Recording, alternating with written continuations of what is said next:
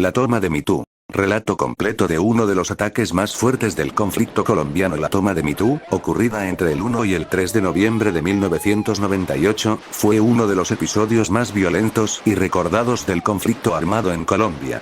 Este hecho ocurrió en Mitú, capital del departamento del Vaupés, un municipio pequeño ubicado en plena selva amazónica, cerca de la frontera con Brasil.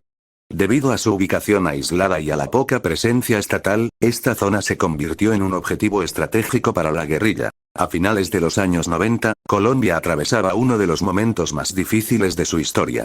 Las Fuerzas Armadas Revolucionarias de Colombia, consideradas en ese momento la guerrilla más grande y poderosa del país, buscaban demostrar que tenían la capacidad de atacar directamente al Estado colombiano. Para ello planearon durante meses una operación militar de gran escala contra Mitú. Semanas antes del ataque, mandos guerrilleros del llamado Bloque Oriental comenzaron a movilizar combatientes desde diferentes regiones del país. Los guerrilleros caminaron durante días por la selva cargando fusiles, ametralladoras, lanzagranadas, minas explosivas, cilindros bomba, radios de comunicación y alimentos.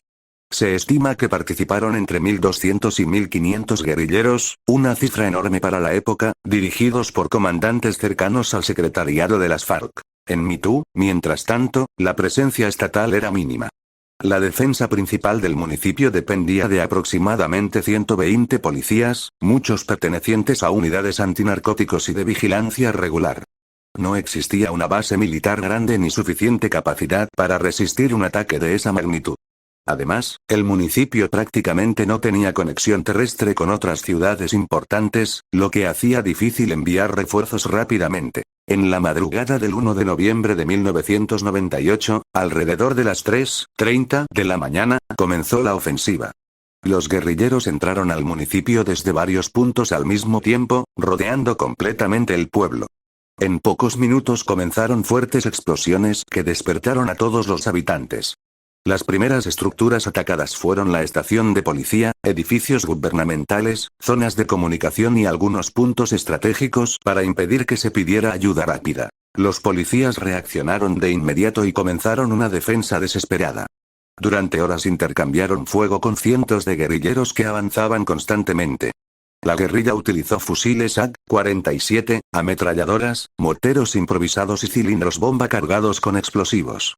Estos cilindros fueron lanzados contra edificios, causando enormes daños estructurales y sembrando terror entre la población civil. Mientras tanto, cientos de familias quedaron atrapadas en medio del combate.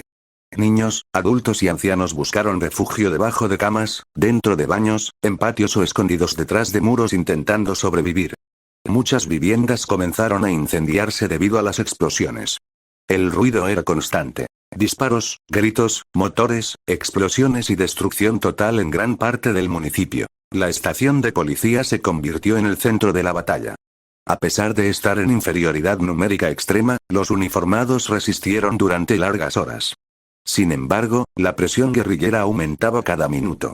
Finalmente, después de intensos combates, las FARC lograron destruir gran parte de la estación y tomaron control casi completo del municipio. Las cifras del ataque fueron devastadoras. Aproximadamente 43 policías murieron defendiendo la estación y otros puntos del municipio. Más de 60 policías fueron secuestrados por la guerrilla, amarrados y obligados a caminar durante semanas por la selva amazónica.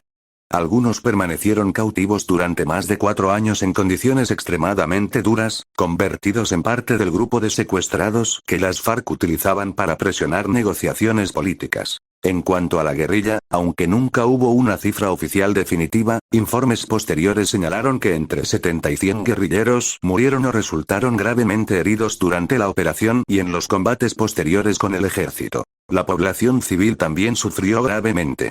Varias personas murieron en medio del fuego cruzado, muchas familias perdieron completamente sus hogares y se calcula que más del 80% de la infraestructura urbana quedó destruida o seriamente dañada.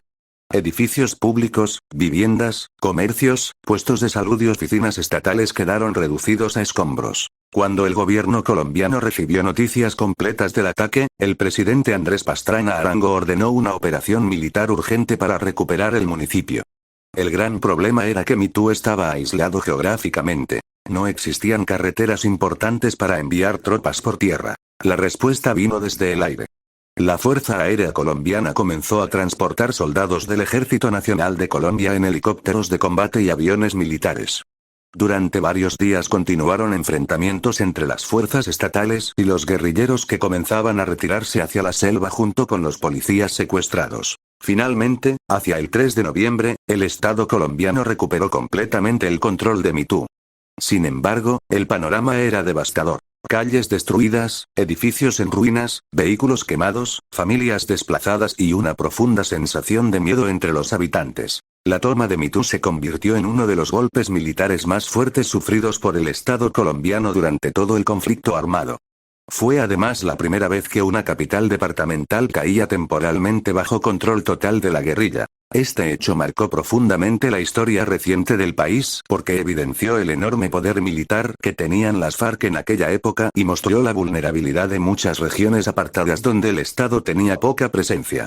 Años después, tras procesos de paz y transformaciones políticas, Mitú fue reconstruida, pero en la memoria de Colombia permanece como símbolo de uno de los capítulos más duros y dolorosos de la guerra interna. Datos principales: fecha 1 al 3 de noviembre de 1998. Lugar: Mitú. Guerrilleros participantes: 1200, 1500 policías defendiendo. 120.